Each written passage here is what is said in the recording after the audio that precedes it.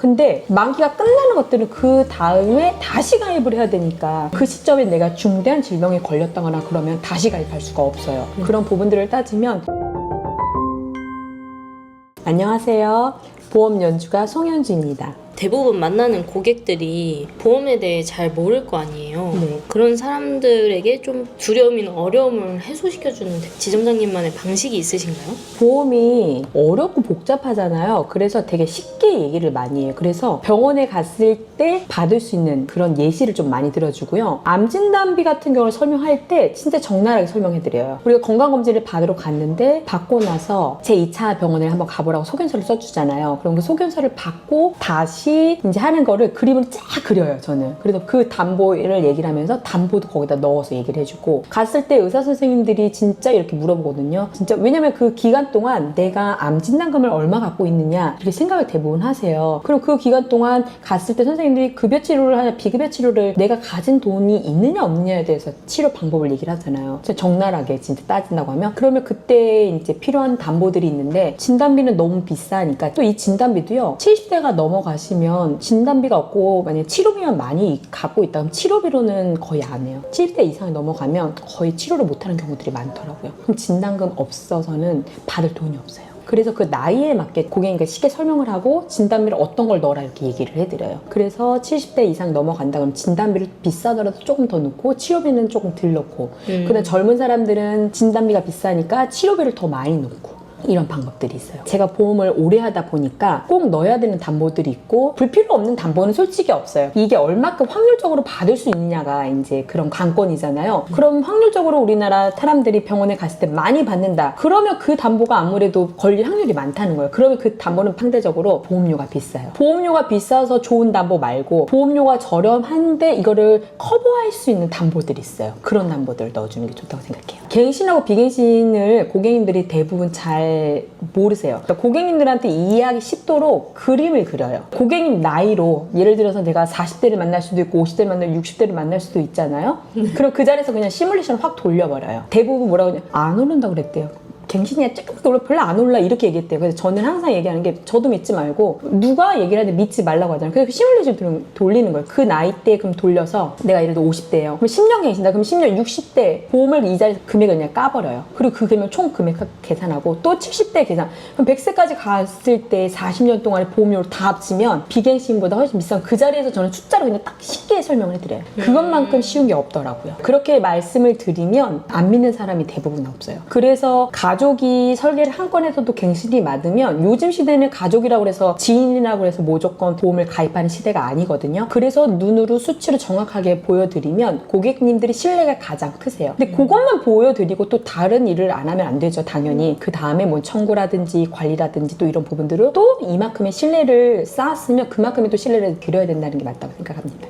그럼 지점장님이 봤던 고객님들 중에는 갱신을 더 많이 하셨어요? 비갱신을 더 많이 하셨어요? 대부분이요, 비갱신보다는 갱신이 많이 있어요. 왜 그러냐면 대면으로 했을 때는 비갱신이 좀 많고요, 온라인으로 전화 받아서 가입하시는 분들은 비갱신은 없고요, 갱신이에요. 전화로 받으시는 거는 그냥 갱신, 띠링띠링 뭐 이거부터 시작해서 다 모든 것들은 거의 갱신이라고 보시면 되세요. 아니면 만기가 짧거나. 갱신보다 못하죠, 만기 짧은 건. 왜 그렇겠냐면, 예를 들면 갱신은 금액이 올라가더라도 가입을 해서 가져갈 수 있어요, 혹시라도 아프면. 근데 만기가 끝나는 것들은 그 다음에 다시 가입을 해야 되니까 그 시점에 내가 중대한 질병에 걸렸다거나 그러면 다시 가입할 수가 없어요. 그런 부분들을 따지면 차라리 그거보다는 갱신을 가져가는 게 낫지 않나. 다 저렴할 때에는 그런 부분들이 있고, 전화로 하는 거는 좋은 점만 다 얘기를 하니까 고객님들이 어떻게 아시겠어요. 그래서 그런 것들이 많고, 한 번 가입했던 사람이 두세 개 계속 가입하시더라고요. 저는 요번에 47세 분이었는데요, 지인 고객이에요. 그러니까 한마디로 지인이셨으나 저랑 많이 친하진 않고 계속 저를 이제 인스타를 보시다가 이번에 저한테 점검을 받으셨거든요. 갱신만 50만 원 들고 계시더라고요.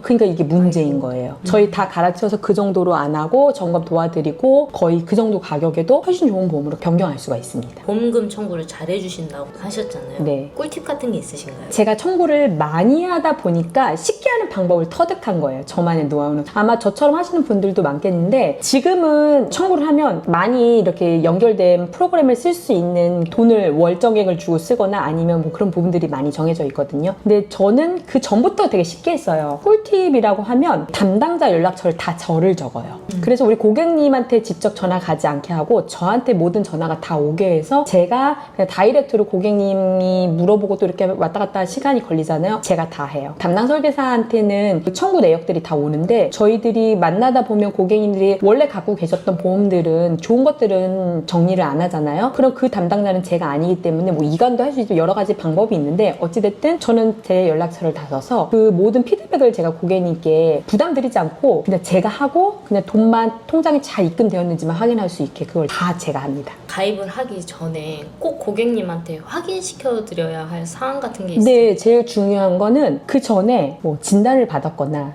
드시는 약이 있거나 뭐 이런 부분들이 가장 중요하죠. 그게 뭐냐면 알리르무잖아요. 고지사항인데 그게 가장 중요한데 그게 안 지켜진다고 하면 내 보험이 끝까지 잘 못 가져갈 수도 있는 거예요. 요즘에는 그런 걸로 보험회사에서 많이 찾아와서 보험을 해지시키거든요. 해지시키면 예전에는 냈던 보험료를 다 돌려줬는데 요즘에 그런 게 1도 없어요. 그냥 빵원 되는 거고 그 뒤로 보험 못 가입하는 거고 이렇기 때문에 그리고 내가 또 병이 걸렸을 때는 유병자 보험 같은 경우는 되게 꼼꼼하게 담당자들이 나와서 조사를 하거든요. 그렇기 때문에 그런 문제들이 없어야 돼요. 최근에 제 고객 중에 한 명이 저희가 의사가 아닌데 병원에 다녔던 그 기록을 싹 다 띄워서 제가 검토를 했어요. 근데 진단받은 것도 없었고 뭐 3개월 안에 병원 간 것도 없고 1년 안에 입원 수술이 없었어요. 그러니까 저는 이 유병자 상품에 걸리는 게 없으니까 가입을 했는데 제가 이제 모든 보험사를 다 하다 보니까 한 3-4개의 회사를 제가 가입을 한 것 같아요. 다 돈이 나왔는데 한 군데 회사만 제가 특정 회사라고 이름은 지금 잘 말씀을 안 드릴 건데 그 회사에서 지급을 안 하겠다는 거예요. 그래서 제가 물어봤더니 어떤 이유였냐면 의사 선생님이랑 계속 관련됐던 그 질병이 지금 이번에 수술한 거랑 똑같다는 거예요.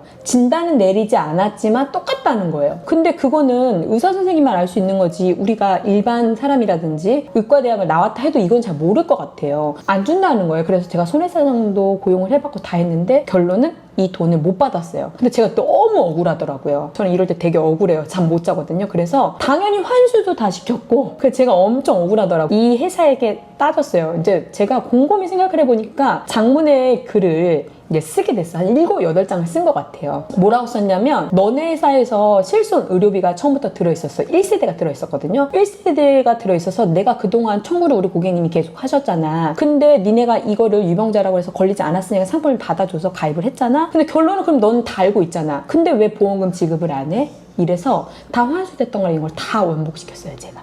손해배상도 못하는 걸 제가 했습니다. 그때 엄청 시간 오래 걸렸고 그거보다는 제가 힘든 것보다는 저는 어떤 거였냐면 제가 다 검토하고 되게 신뢰가 많았던 고객님이셨어요. 저를 믿고 가입을 하신 고객님인데 그런 거가 오니까 그런 신뢰감이 없어지니까 그게 더 무섭더라고요. 그래서 제가 할 수 있는 방안을 했는데 어쨌든 그런 걸 넣었더니 윗선까지 계속 다 올라간 거죠. 그래서 제가 했어요. 너네 만약에 이거 처리 안 하면 나는 내가 있는 힘을 다 동원해서라도 내가 아는 사람 나는 그리고 여기 보험만 파는 사람이 아니잖아. 모든 보험을 팔 수 있고 그때 당시에 그럼 그 원점으로 돌려놔라. 그럼 내가 여기 말고 다른 회사도 가입할 수 있었으니 난 그거를 하겠다. 그리고 내가 그 당시에도 여기만 가입을 한 게 아니라 여러 군데를 하지 않았냐. 근데 니네가 지금 와서 이렇게 한다는 건 이건 말도 안 된다 해서 다시 원복시켜놨었어. 그때 느낀 건 보험이 진짜 좋은 거구나. 내가 남을 도와줄 수 있는 건데 그 사람들이 수술을 받고 중환자실 되게 오래 있었어요. 그리고 그 뒤로 일도 잘 못 하시거든요. 그럼 그분들한테 진단금이랑 수술비는 엄청 큰 거예요. 엄청 고마워하시고 소개도 엄청 많이 하시고.